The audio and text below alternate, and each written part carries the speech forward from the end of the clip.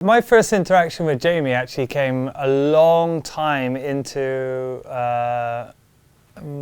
even having Earthquaker pedals or anything. I called him, I texted him, I emailed him. He ghosted me for years. I mean, he basically ignored my existence until he had no choice other than to speak to me. Yeah, you look like a shady character. I didn't want to get into business with you.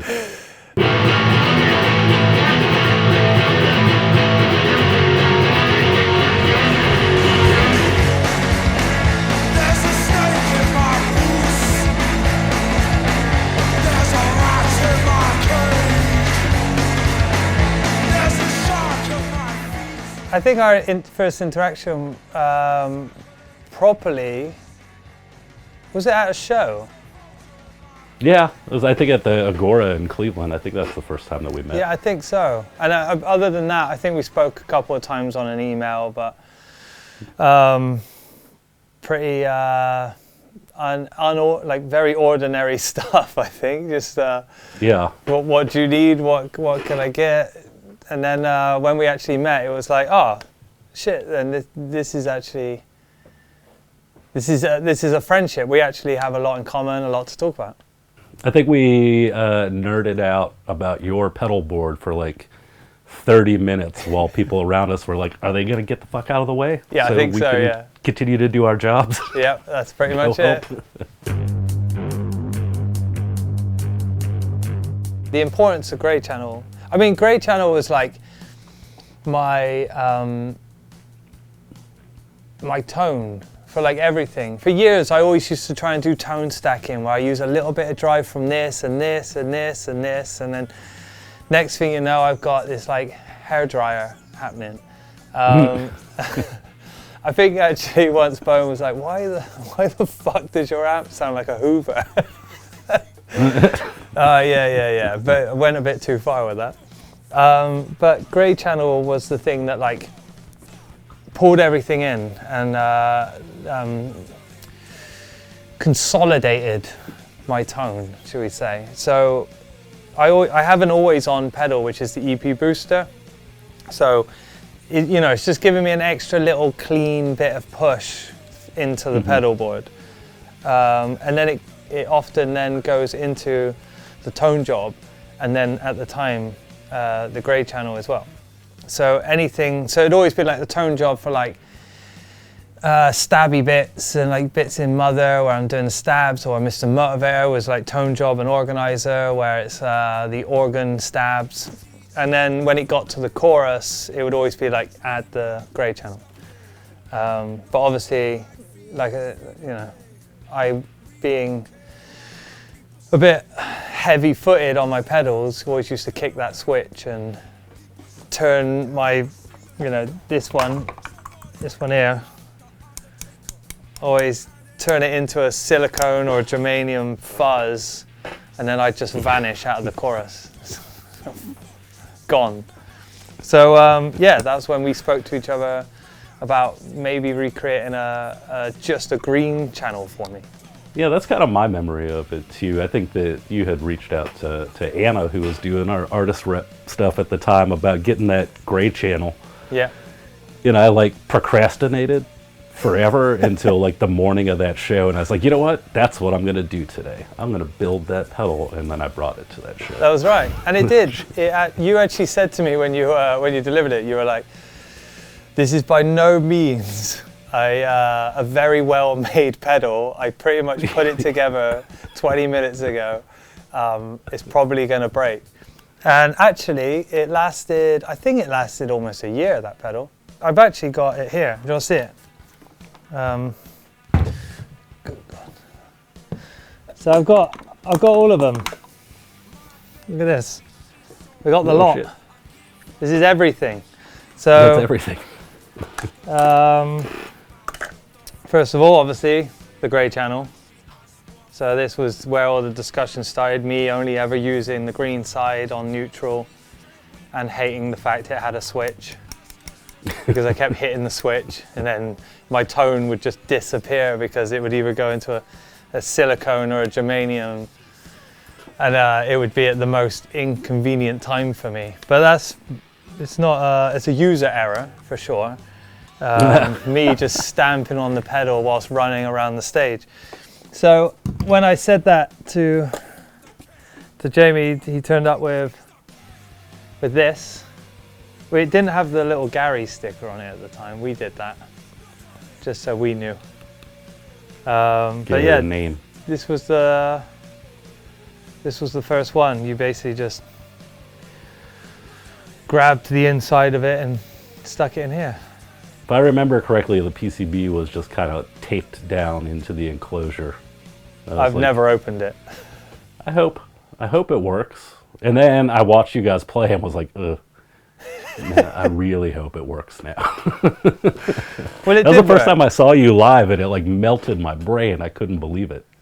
No, it was great. I mean, it definitely worked. And then that's when we talked about making a dual-sided Gary. This one's called Gary ? Because after we talked about what it should do, you sent me this, and you're like, Yeah. It does Gary? something. I actually I hated this one. This was Is that why I can't see it in the video? But does it have a toggle switch on it? Yeah. Do you remember That one? Yeah. Because I was trying to force that toggle back on there. I know. I mean, I thought we discussed this. The toggle's not for me. I thought I'd sneak it in. You did as well, and you actually protected it. You put it in between the dials, so it was unkickable. Gave it some shelter. But yeah, no, it wasn't right. If you remember, I think the discussion about this one was that the fuzz side wasn't. I don't know how many words I can use. I guess excitable, exciting, eccentric, weird. I think it wasn't weird enough. I can't tell anyone what yes does. The fuzz dial. It has the longest functionality name. What is it again? It's a square wave. Well, it adjusts the pulse width. The pulse width of the square wave. So as it gets narrower, like Gary becomes thinner until it disappears, and then when it's wider, it's like the heavy sound. But when you plug an expression jack into it, the yes sets like the peak for how far the expression will sweep. So like you never accidentally sweep out of the audio range, which is something that the pedal does. I think that this is going to be a thing that people who buy this pedal is going to be totally confused by. Like, well, when I hit it really hard, the sound just goes away. Yep. So, I mean, I think it's a really fun feature, and I also think it has the range to be anything, and that's what I think is really cool about it, and that's what I've spoken about a lot in the fact that I think it's more versatile, and it doesn't. Yes, it does hit the noise floor, which technically then disappears, but it's still making a gnarly noise, just really low. And it's like if you grab that noise and you boost it, if you're recording with it, you can use that gnarly noise on its own. But if you dial it back, you've got a really good fuzz that actually holds its volume, it holds its place within other pedals with the mix of another guitar, and I think that's what we talked about being the functionality of what Gary should do. I remember we had a couple conversations where you were trying to describe this functionality where it's like it goes away, but then it comes back in and it sounds like everything is broken, and then it's like heavy again. And I was like, I don't know how to do this. It's like racking my brain for a couple of months, I think, until like I remember the idea of pulse width fuzz, and it's like, oh, we could just envelope control that. I mean, I remember the phone call with me mouthing the noise of what. And just you on the other phone, like, okay. Can you recreate that? What did it sound like? I think it was something along the. It was something like that.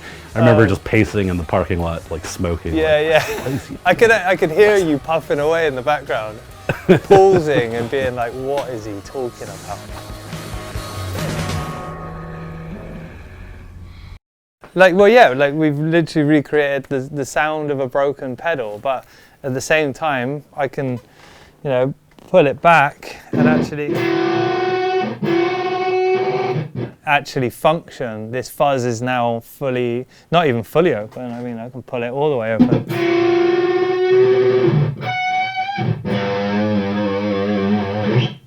Which is really cool. Yeah, I was happy with the way that turned out, though, where like if you don't want that insanity, you just turn the yes control all the way down. And then, I mean, I really like that fuzz. It's just like a very harsh, like grating square wave, but yeah, I love the fact that it will shut up like the second that you're done playing. Yeah, I love that as well. And I also love that if you put the other side of Gary on, you can actually boost the volume of the dying fuzz, which is pretty sick, because normally anything dying just gets quieter. So now you can actually make it louder as well.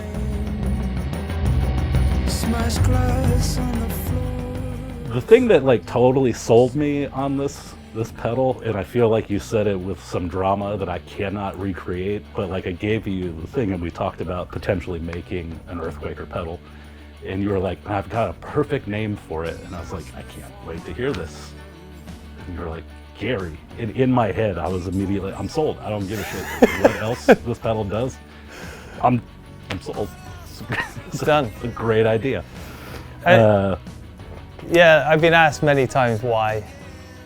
It's actually really uninteresting. Like, it's just autocorrect, typing Gray wrong all the time between messages between me and Gav or like emails. So then it just became Gary, but the more it was Gary, it was never anything else. It couldn't be anything else. So yeah, one of the sounds that I use Gary for, which I really love, which is actually should we call it the green channel side, just so we know what we're talking about? Sure, yeah, green channel. So I used that with the tone job, with the volume up full, and then it's into the reverberation machine, which has basically almost like fully on both reverb and gain. So just is that the Death by Audio pedal? Yeah. Pedal? That also then goes into a whammy. So then I play with the feedback, and I move the feedback with the whammy rather than in the amp. And it goes into the organizer, so it gives it a little sheen on top. So I'll just quickly do it. Maybe, we'll see if it works.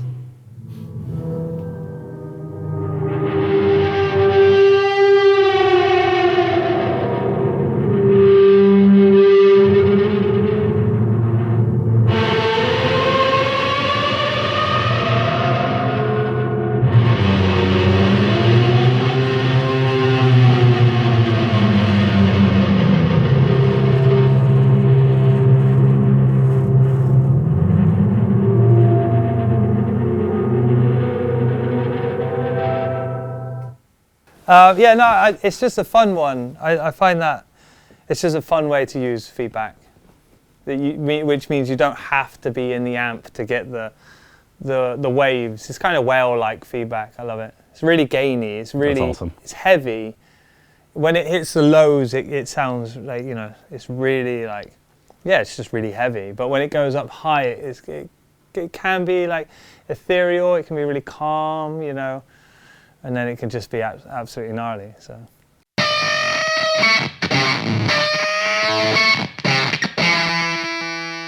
I think from Joy onwards, the grey channel was on my board, so it was used a lot to make a rock guitar sound,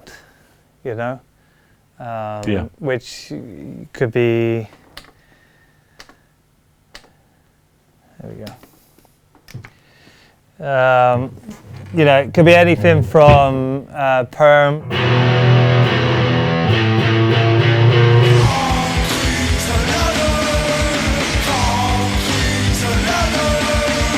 I'll use it on like Mother.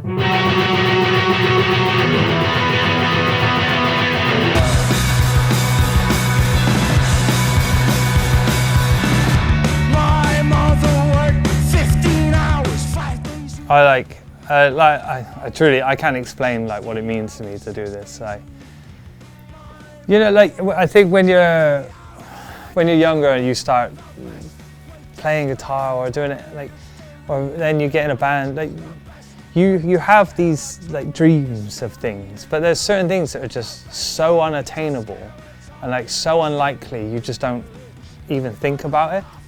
So like Earthquaker has been one of my favorite brands from the off when it comes to pedals. When I first got into pedals, when I first got the organizer and like just ran away with pedals, and like it's what got me into it. So to be able to do this with you guys is it's beyond anything to me. Like yeah, like it's a dream come true, even though it was never a dream because I never thought it could be a dream. It's very much reality. Yeah, I know. That's the other thing. It's actually a reality. Like, so I have a pedal called Gary with you guys. Yeah. Well, I mean, I really appreciate that, and I also feel the same way. You're one of my favorite bands. You are the best live band that exists today. Thank you. It blows my mind, and I'm very proud to have some little tiny piece of that. I'm very stoked about it. You say little tiny piece, you managed to create the pedal from noises I made over the phone. So